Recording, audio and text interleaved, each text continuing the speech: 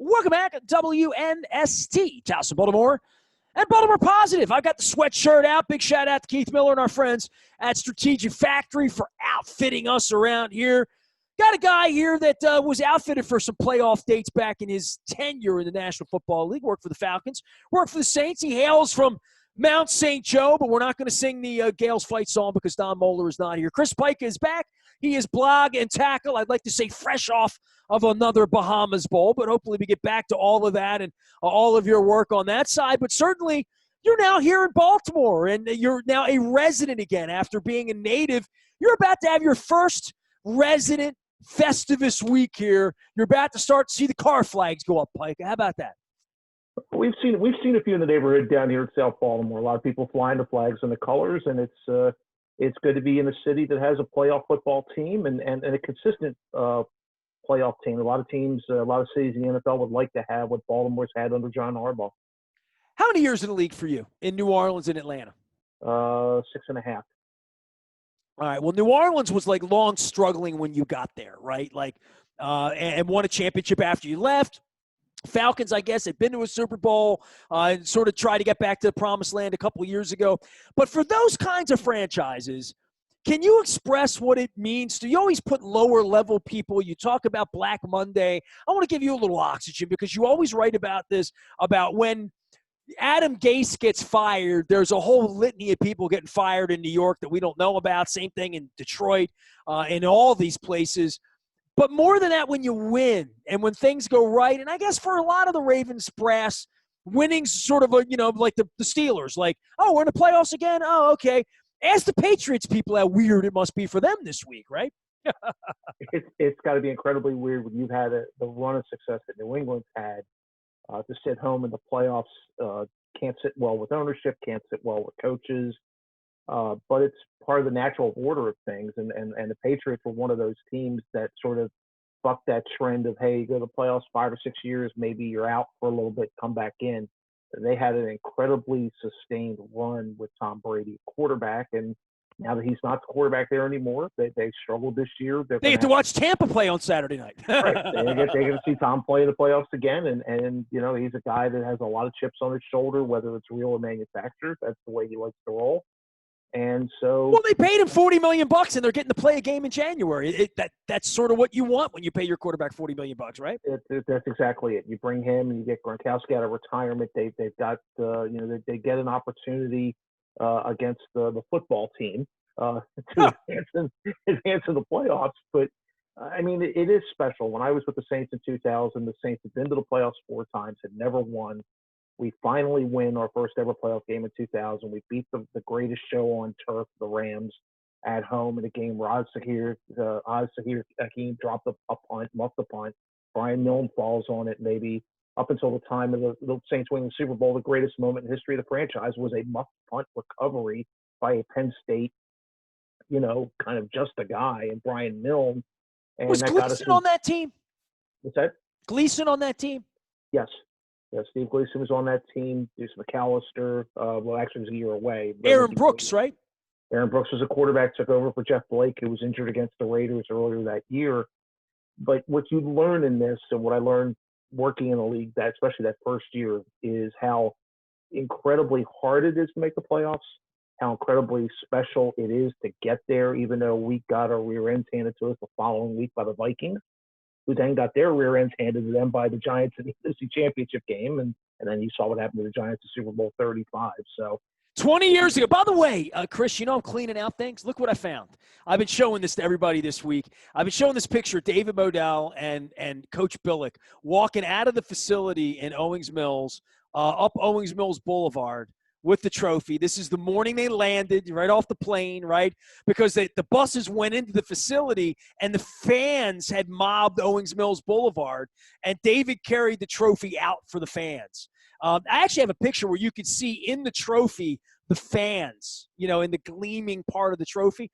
But, 20 years ago, right? Tampa this week, Tennessee, the Ravens are going down there. Boy, it really kind of rings around here a little bit. The Banshees and the Spears with Coach Billick, the whole thing, right?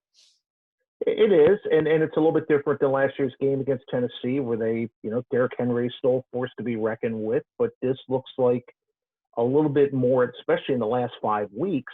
This looks like a much more balanced Ravens team. Offensively, they found their mojo again. Whatever it was that they needed to kind of fix, they have. They led the league in point differential for the second straight year. That doesn't happen very often. They're going to put a lot of points on the board. The defense has been better over the last 5 weeks, starting with the Pittsburgh game. So this team, to me, looks better than last year's team did with the gaudy record. This looks like a team that understood, hey, we had to get better in certain areas to advance in the playoffs. So I like this matchup against Tennessee. They look like they're ready to win a playoff game, right? Right. That's what it feels like to me. Yeah, last year they had a week off. They went into the Tennessee game and they ran into a buzzsaw. They ran into one thing they couldn't stop, and they couldn't stop during the regular season was just a plus running back. And so listen, Ryan Tannehill's a good quarterback. Derrick Henry's a great back, and it's going to be a tough game down there. But you just have the feeling that the Ravens, unlike last year, where maybe they peaked and maybe read their own press clippings a little bit too much. This team has been on a roll the last 5 weeks, and they're peaking at the right time. And I think a lot of the national media have said this is a Ravens team you don't want to face in the playoffs. Big game for the franchise, though, right? I mean, like, to take a facer here, even on the road, is a favorite. That for the Marlon Humphreys and the Brandon Williams and the Lamar Jacksons and the Mark Andrews and the Orlando Browns, this thing's going to start to get heavy if you go 3 in a row and out. I mean, it got heavy for Marvin in Cincinnati for sure. It got heavy for Carson Palmer. Then it got heavy for Andy Dalton. It got heavy up in Philadelphia in the Buddy Ryan and Randall Cunningham. I mean, I remember once you go 3 in a row, I mean, without winning it all. Flacco won games, right? They just couldn't get to the promised land. But, I mean, Flacco always won games.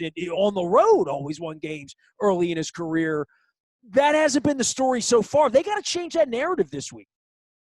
They do, and like I said, I think it's a little bit different situation. Last year, they were anointed as the number 1 seed. They were the best team in the AFC. They had everything going their way, it looked like. And I think maybe they played a little bit tentative in that game. I don't, maybe they also had a week off, and you talk about things that screw teams up, right? Yeah, and I think the week off did hurt them a little bit, and you maybe have a little bit too much time to think about it. Whereas this team has played, really, they've played playoff games each of the last 5 weeks. If you look at it from that standpoint, they were must-win games all the way through the back end of the schedule. And so they have played the equivalents of playoff games each and every week just to get to this point. So you think this team is sharp and ready to go. Lamar's playing about as good as he did in stretches last year.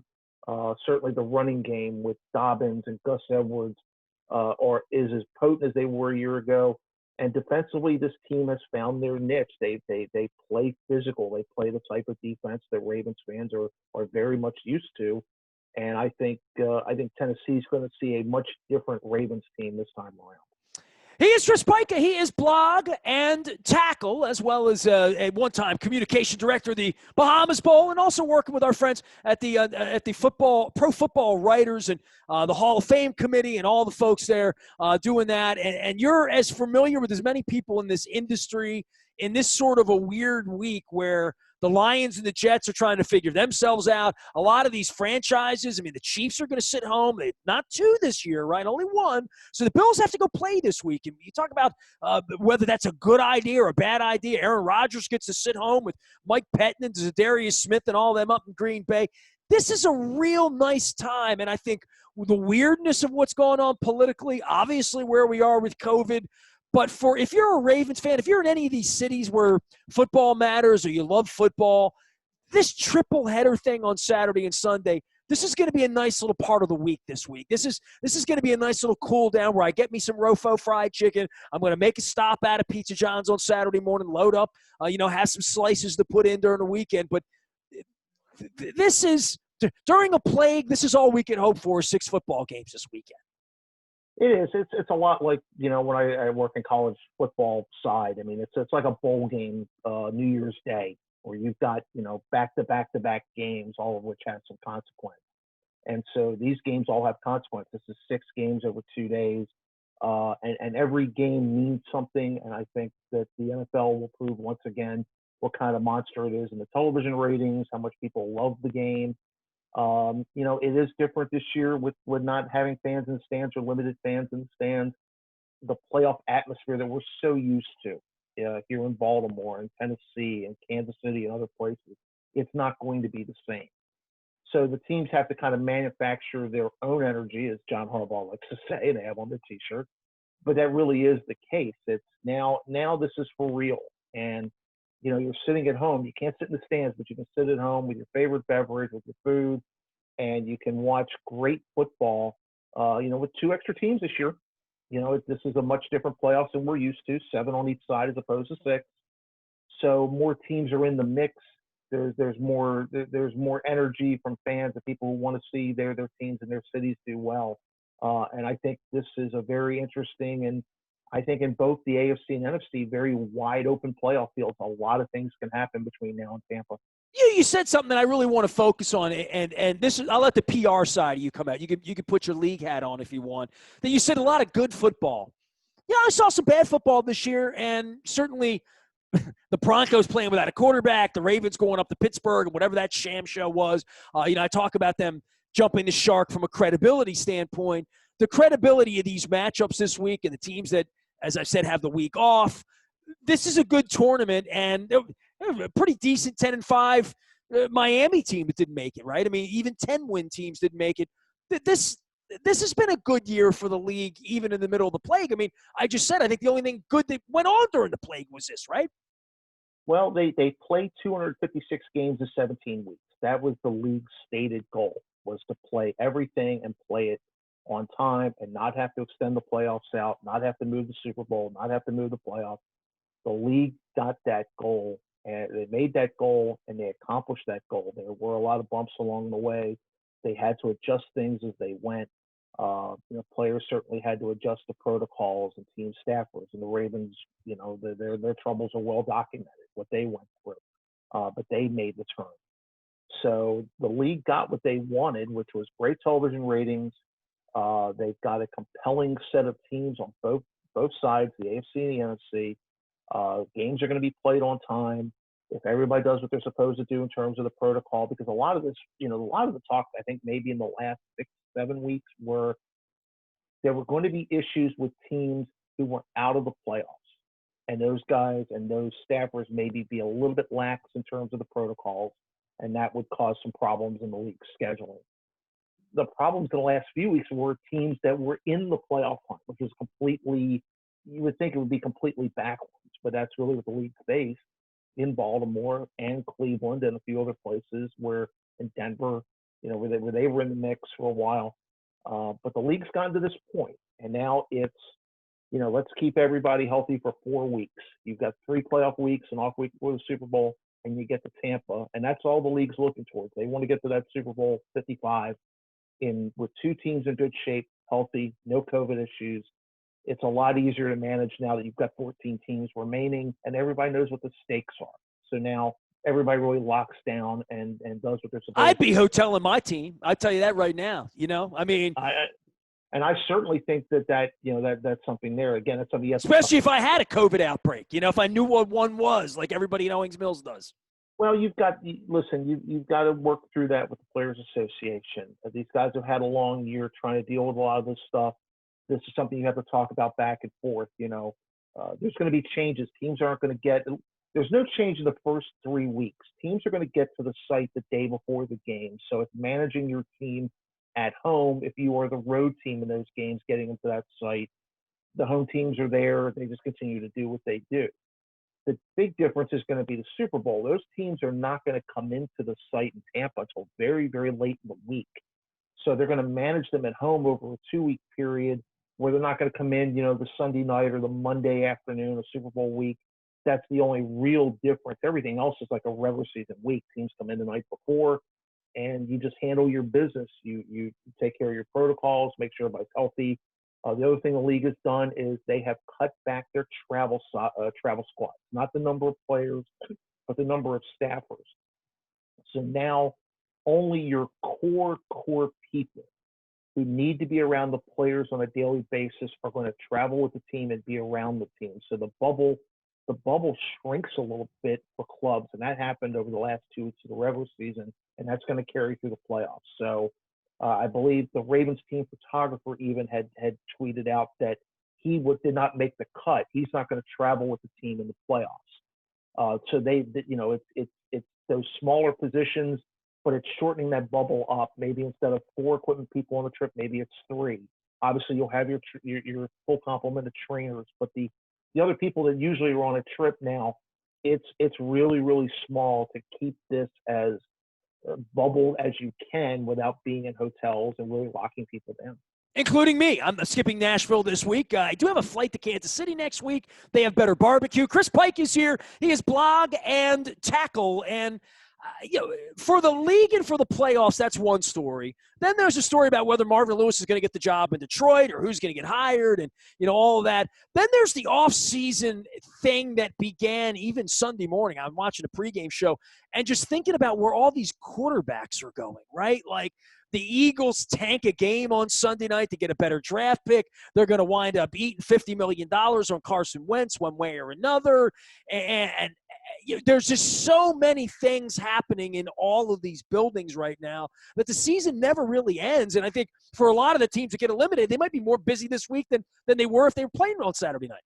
Well, it's also a little bit different, too, because now you're not going to have in-person interviews for your coaches and general managers. They're going to do everything just like you and I are doing right now. They're going to be a Zoom. You still have to ask permission of the clubs, but at least, if you've got an assistant who's involved with a playoff team, they're not having to climb on a plane and go somewhere during a bye week or on a Monday. They can do it from the comfort of their home in the evening and have that interview or during the day and get through that. So I think it'll be a little bit easier of a process, I think, for the clubs, even though you don't see these people in person. If you do your due diligence and ask people about your candidates and go through it. That's weird, right? Make it a $30 million hire on a Zoom call. Man, oh, boy. I mean, I think you and I both These are weird times, huh? Right. You and I both remember Jim Schwartz, interviewed in Atlanta. He interviewed with 9 different people in Atlanta when he was down there. And so you don't have that. You may talk to 9 different people via Zoom, but you don't get that sort of opportunity to let that person give you their presence in the room. You get a chance to size them up. He sizes your organization up. So a lot of this is going to be very, very different. You also have the Players Association beginning to make a bit of noise about off-season workouts. J.C. Treader in a recent interview said, listen, we didn't have off-season. We didn't have OTAs, but yet the product on the field was still very good. Do we still need to come in and have those several weeks of work that we do in the spring? And you're going to have teams with new GMs and new head coaches and a lot of new quarterbacks, as you mentioned, that are going to be jonesing to get these guys out on the field in March and April at OTAs and at practices. But you can kind of feel where the players are saying, maybe we don't need to do this, so we're fresher during the regular season. But I'm sure they'll look at the injury rates during this particular season to see if not having as much practice time, caused more injuries, what type of injuries. So there's always a bit of give and take.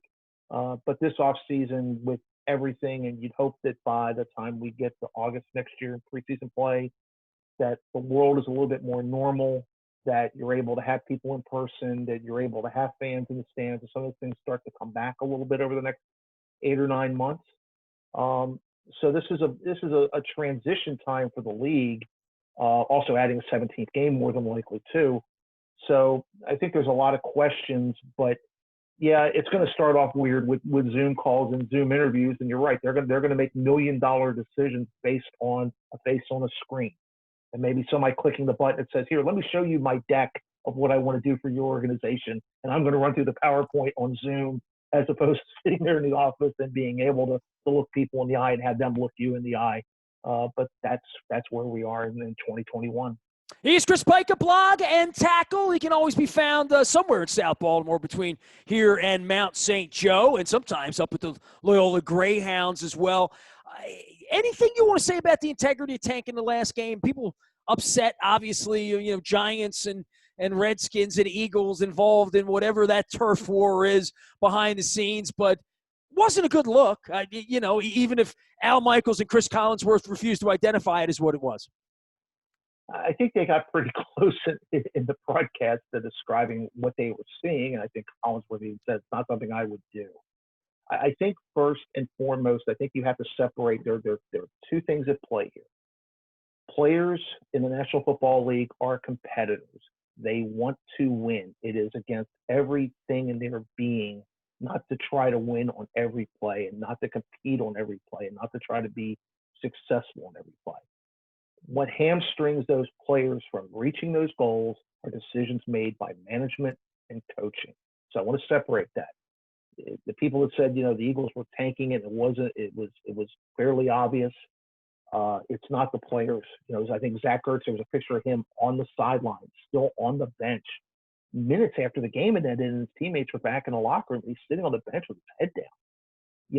These guys want to win. They want every opportunity. I'm sure to a man, they wanted every opportunity to knock Washington out of the playoffs. That's what you want to do. That's the incentive. And the league put this game as game 256. They flexed this game into a primetime situation.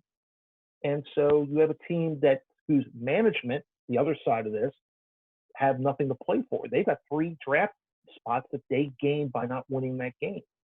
And Doug Peterson would have to answer those questions, him and Howie Roseman, the general manager, as to how they approach the game. Yes, they wanted to give this quarterback an opportunity and some playing time, but you're in a tight game with a team that is playing for a playoff berth, a division championship, maybe out of the playoffs. Like I said, take the players out of it for a minute. The decisions made by coaching and management, it smells. And plain and simple, it smells. It's going to smell. And I think it's going to smell like some people are going to bring up. And I think the Giants fans are going to let that just go away. Or, the Mara family is just going to let that. I can't imagine. But we're going to hear more about that all week long, as well as some Festivus. Chris, I got a superstition thing here. I bought these purple rope lights back in 2006. I had an extra week that year. I'm sure you're familiar, right? And no road trips to worry about with the Ravens because they were the team, right? The only road trip was the one to Miami that Peyton Manning made instead. And I bought those purple rope lights, and I never really brought them out again for like 13 years. And then last year I brought them out, and you probably remember me wearing them on the set here and whatnot. And this year, it was bad mojo last year, bad karma. I would call it bad juju, but that's Juju Smith-Schuster. He's in Pittsburgh. By the way, I found myself rooting for the Steelers to beat the Browns, which is I don't know why I hate the Browns so much. I just do. It might have something to do with Baker Mayfield. But I'm going to leave the lights away. I'm going to low-key this year.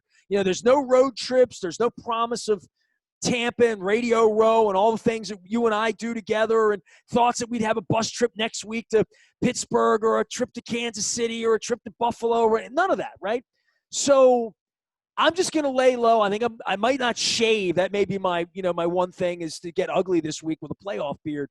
But I'm trying to figure out like how we win this week and not oversell this thing because I feel like I went over the top last year making Super Bowl plans and predictions and all of that stuff. This year, I'm just going to slow roll it and hope we get to 4 o'clock on Sunday. Yeah, I remember last year, I think you looked at me funny when I said I don't like this matchup against the Titans. I might have been one of the few people to go, boy, the playoffs are all about you have to play teams. To advance in the playoffs, you have to play teams that cannot stop the one thing you do well and that you stop the one thing they do well. And the Ravens ran into a team that they couldn't stop running the football. And they made a lot of mistakes. This time around, this matchup is we can undersell it all we want, and it's a revenge game, and you'll hear a lot about that, I'm sure. But the bottom line is that the Ravens running and the way Lamar is playing right now is as good as they were at any point last year, and they've got an opportunity to advance. This is going to be a tough field. Cleveland's not going to be an easy out for Pittsburgh. Buffalo is a very, very good football team. We all know what Kansas City can do. So a lot of things can happen over the next several weeks before we get to Tampa. But the bottom line is the Ravens are in it. The Ravens are dangerous. and it's going to be highly, highly entertaining. And the road's not the same as it used to be. It's a different kind Right. of That's road exactly now. it. Saying, how are we going to go win in right. Kansas City, in Pittsburgh, in Buffalo? Right. You know, now they're a favorite. I mean, Tom Brady's coming in a touchdown plus favorite in Washington, which speaks to what they think about Washington, but it also speaks to the road's going to be different this year, I think, for every team. The road will be different. The only thing that stays the same is weather issues. You know, obviously Green Bay in January is no fun to play through. The NFC got to go through Lambeau Neither's Field. Buffalo. Neither is Buffalo. And so you've got a lot of places where weather could be a huge factor in those playoff games, but you're not going to have 70,000 people. You're not, you know, you're going to be able to hear your signals. You're going to be able to audible at the line of scrimmage. You're going to be able to do everything that you've done all through the regular season. There's really no change from week 17 to your first game in the playoffs in terms of atmosphere. And that's going to be very strict across the board. Well, the Ravens get a 1 o'clock game, which they haven't had a lot of, playing these crazy Wednesdays and Tuesdays and short rest. Chris, buckle up your chin strap, your purple chin strap. You're back in. You live in a playoff city, my friend. Okay, now here in Baltimore, you can find him at Blog and Tackle out on Twitter, and always contributing and lifting us up here at WNST.net and Baltimore Positive. Always good to have you on, Chris. Rest up. Thanks, sir. A lot of football, a lot of wings to eat, a lot of Rofo we're going to be going after here. You live 2 blocks away from a Rofo, so I'll make sure we get some fried chicken and get it down your way as well. Chris Pike, our longtime friend, my first friend in media from 1984. I found some of my old News American stuff around here this week too, so I'll be sharing a little bit of that. I found my first ever byline, Chris, in Sports First. How about that? I got mine. My only byline, the News American, was in Sports First, the week of the World Series in '83. Well, here's my VLOX. You want me to show you what it was? This is my first ever headline. I found this. How about this? This is my VLOX. You ready? Yep, that's it. Warren Spahn yelling things back in this is August of 1984. It says right at the top there. So I got a little picture of Fergie Jenkins, or is that Juan Marichal? It's Juan Marichal in there. Juan Marichal, yep. Looks a little bit like my first one in Richard Sports Pryor. First was the '83 World Series. I got to interview Brooks Robinson about the '66 World Series, and that was a great thrill. And you know, you think about the newspaper business and everything else, and you see that was before it was time. That was before the National and some of the other attempts, and it was a lot of fun. And it was very local and means a lot to both of us, and we were part of it. Well, let me say something that means a lot to me in regard to this, because in order to write a story, I was 15 years old. I mean, you can look at the headline here. This came out August of '84. I turned 16 in October of '84. So you can do the math on how old I was when this headline came out. But the story is this. They said, we're doing stories on nostalgia. See if you can find, and they gave me a list, and I did 2 of these. I did one on Warren Spahn. The other one I did was Enos Slaughter, Big Country, right? So I had to find them. And they said Warren Spahn's from Oklahoma. So I called 1-405-555-1212. And I said, and they said, information. And I said, hi, do you have a Warren Spahn in Hartshorn, Oklahoma? Well, yeah, fella. Yeah, I got Warren Spahn's number here. 405-555-1212. So I called Warren Spahn. I said, Mr. Spahn, my name's Nestor Aparicio. I'm a sports writer in Baltimore. We're doing a special story. Will you talk to me? Well, sure, fella. I got time for you. Yeah. So Warren Spahn talks to me for, 12 minutes. I wind up doing a story. And now 36 years later, I still have it. So Warren Spahn, my first stories with a Hall of Famer. How about that, Chris Pike? What do you think of that? Thursday, October 13th, 1983, Birds, 66. Look at that. Yep, I just found that. Wow. That was about the 66 Birds. That was my first story in the News American, my only story in Sports First. What's the date on that? October what? It was October 13th, 83. It was World Series week. Dude, October 13th, 1983 was the game between game 2 and 3. Because game 3 was on the 14th. And how do I know that? It was my birthday that night. I didn't go. Yep. Jim Palmer. And I was at game 2 the night before with the Phillies. I found my ticket from game 2 the other day. Yep. I sat in left field for game 1. Well, Joe Morgan died, right? I mean, Joe Morgan hit the home run in game 1. Game 2, I sat out in right field. And I missed game 3, but I went to game 4 and 5. I have all my ticket stubs in a little box. I have them all in my hand. Good memories from 1983, right, Chris Pika? No doubt about it. It was actually fun to watch Game 2 a little while ago, and remember that I was sitting behind a pole, and if anyone remembers, I obstructed view seat Not for that hard game. to But do I at had Memorial Stadium. A lot of poles to sit behind. was a lot of poles to sit behind. $20 for that ticket in 1983. I went to Game 6 of '79. This obstructive view cost me $10. Now it's it's triple digits just to get in the door. My dad and I went to all those games in '79. You know, I went to 31 straight games in 1979 without the Orioles losing. It's true. You can look it up however you want. Lost to Steve Trout on a 6-hit shutout one night in '79. But my dad was a working guy at the point. He couldn't get tickets. And we wound up getting tickets for only one of the ALCS games in '79. We went to Game 1. And then the World Series, we only got tickets for Game 2. My dad got two tickets. I found those ticket stubs the other day from the 76th World Series in 1979, and I found my seat was in section 9, row 41. You ready for that, Chris? Row 41. You remember how many rows there were? 41. So yeah. I was in section 9, row 41, behind a pole, watching the yellow Dave Parker uniforms, and I fell asleep at that. I was 11 years old. I fell asleep at that game. So I remember my dad, scooping me up from the late start time and all that. But good memories, dude, and it's a good week to remember everything except goes to the post, okay? Yep, exactly. I was not wearing the purple lights that night. I want to point that out as well, but I was wearing them last year. All right, you've convinced me. I'm skipping the purple lights. I'm mixing up the mojo around here. We're headed to Tennessee. And if I can catch Coach Billick later this week, I'm going to have him reenact the screaming of the banshee and the spear, just for old time's sake, because I was standing 2 feet away from him back in 2000 when that happened. I am Nestor. We are WNST.net, AM 1570, Towson, Baltimore. We never stop talking Baltimore sports history and Baltimore positive.